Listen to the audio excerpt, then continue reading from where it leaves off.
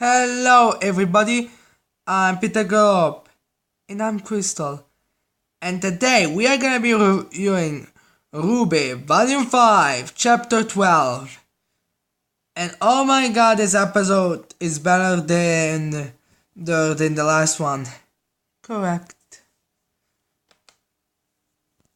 No, let's get to it. The way this episode starts, as you pretty much know, is recapping what happened in the last one. In this one's case, making every single having to have a bitch face, which I am wondering, Whitley have a really not exactly pleasant face equals hate, but Cinder having a bitch face equals fans? How does that make any sense? I don't know.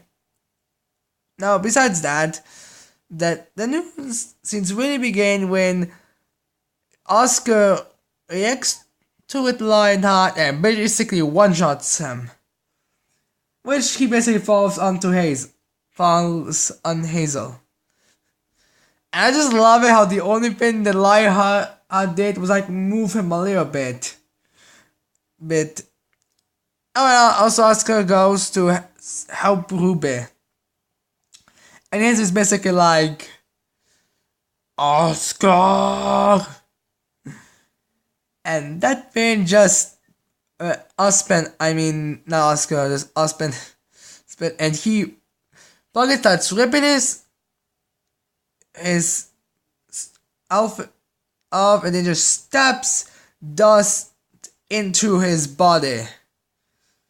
And oh my god, that was fucking badass. And makes him overcharge and based somewhat insane. And Ozpin's like, oh my god, we need to run, people. We need to run away, like,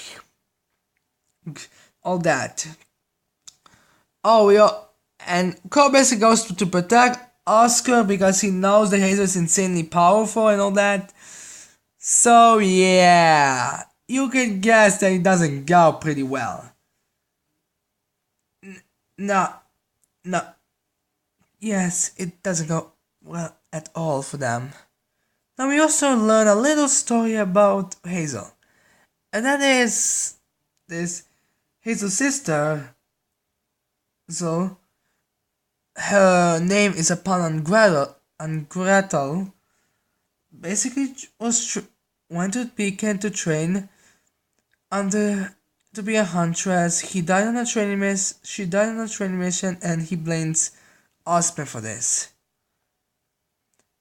And here is where I really believe the World of Remnant doesn't exactly function as a lot of people are gonna say it does. And what I mean with this is, in a lot of worlds, or pretty common in every world, it's always this good and evil, good and evil, good and evil, good and evil, good and evil. Hell, even in shows like Steven Universe, who basically treat everything as, who basically go overboard about this message, such they basically have the whole good people who defend the earth is good, and the other reason why they would colonize is bad, and all that. And because basically, now in Remnant, I feel like the way they actually function is there is evil like Salem that's obvious about evil, and there's evil like Ozpin that's like, how do I say, secretly evil. You know, like how in Star Wars prequels, I am pretty sure a lot of people try to forget them. Really? I mean, was the Clone Wars cartoon really that bad? Nope, the Clone Wars cartoon was good. The movies were just the sucking part. Well, except Revenge of the Sith, which was halfway decent, only the dialogue was the problem. But anything else was alright. And yes, back to the topic. As you know, the Emperor pretended to be a nice, wise, and all that type of a person, and then it was revealed. And that's how I feel Ozpin is for me. Hell, they actually made an entire song about saying how he basically is an evil schemer, just pretending like he's good. Well, in reality, he's an evil maniac bastard. And that's what I wish it's showcased when he basically how rushed and pointless explanation is. I mean, all he just says is tell me that he didn't tell you my tale, and Ozpin's like, oh yeah, she was a huntress they enrolled in Beacon and she uh died in the incitement, and he blames me for it because he's a overly protected brother. Yes, that's what it is. Really, it just sounds wrong. Agreed. Plus, can anybody else notice how he just was able to take control and Oscar doesn't even really need to allow him? He just, can take control of it. Is no one else kind of find this kind of strange? I'm pretty sure everybody should. And after that whole dialogue exchange, we basically get a bunch of badass battles between Hazel and Ozpin, which are just amazing. Now the next thing going on in this episode is the whole wise aura thing. And I don't think we should really spoil what John's semblance is because it's not exactly healing 100%. Yes, let's just keep that a secret. I mean, I'm pretty sure they can wait a week. Yes. Rwby wakes up, goes to John, and basically looks in the situation and says, John, keep healing, wise. Ren, go help Ozpin, even though I feel like and Nora, protect Jean.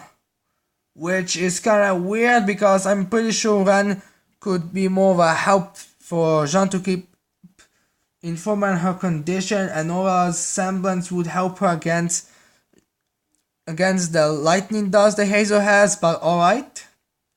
I'm not a writer. And she goes help Yang first Mercury and Emerald, which is struggling because Emeralds are illusions and Mercury is battling her. So yeah, then we get an iconic Rwby pose and her basically saying that she's angry, and that's pretty much it. Nothing else, just pretty much simple. I don't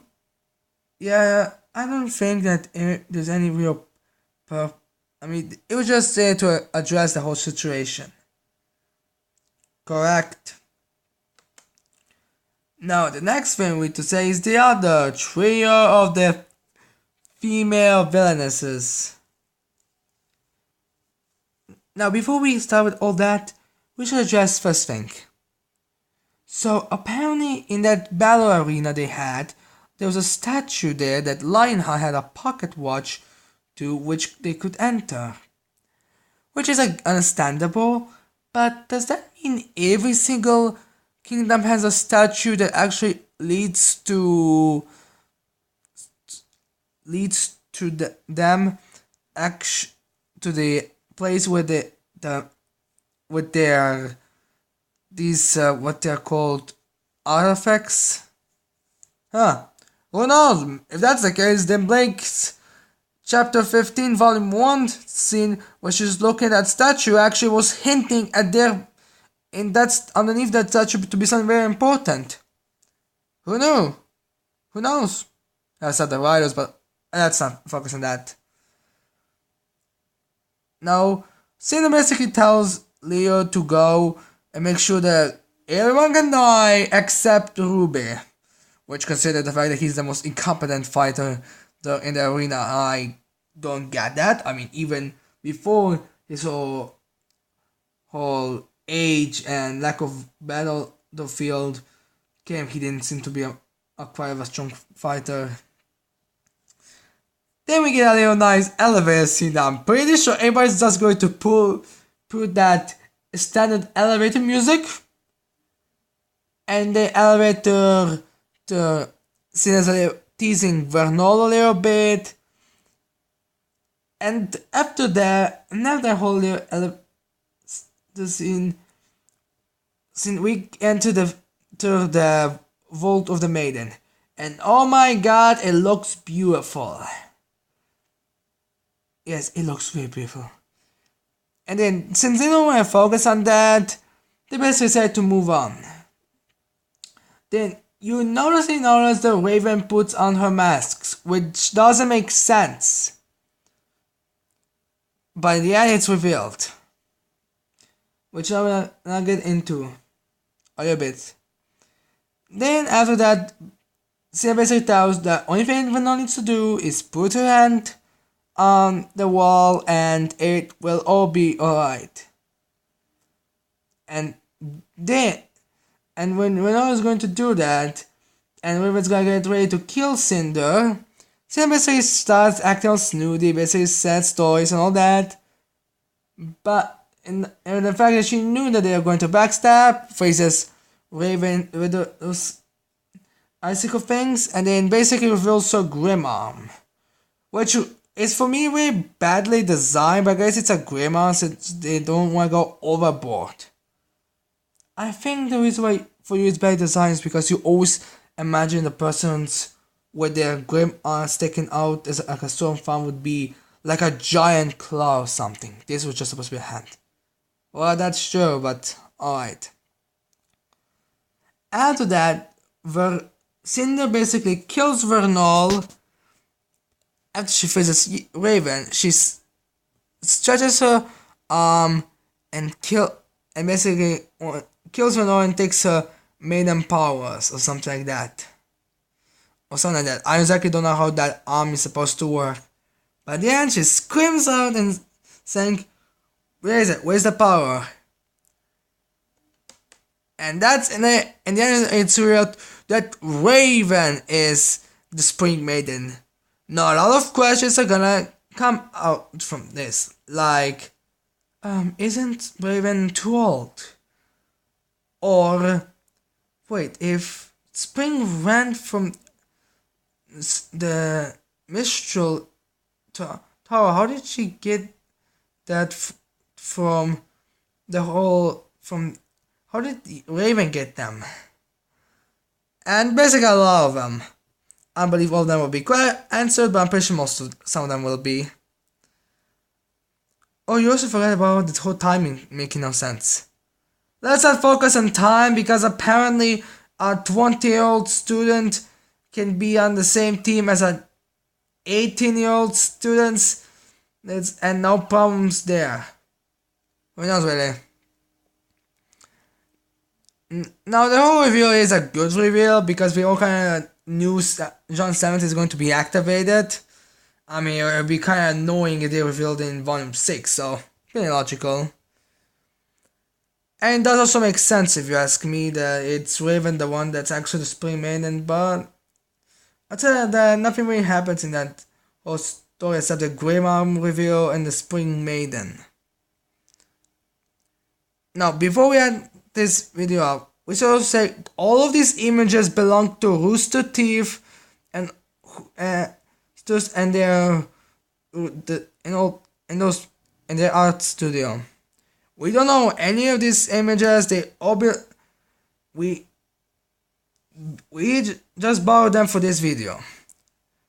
Yes, correct. No, that's it. I hope you like this video. I hope you're gonna leave a like and subscribe to my channel for more videos in the future. And that's it. I cannot wait to see all of you guys next time. Bye. Bye.